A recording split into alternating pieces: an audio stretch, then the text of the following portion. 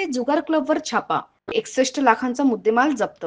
नाशिकच्या इंदिरानगर मधील पेरूची बाग परिसरात सुरू असलेल्या बेकायदेशीर 3 पत्ती जुगार क्लबवर गुन्हे शाखा युनिट क्रमांक 2 ने छापा टाकला.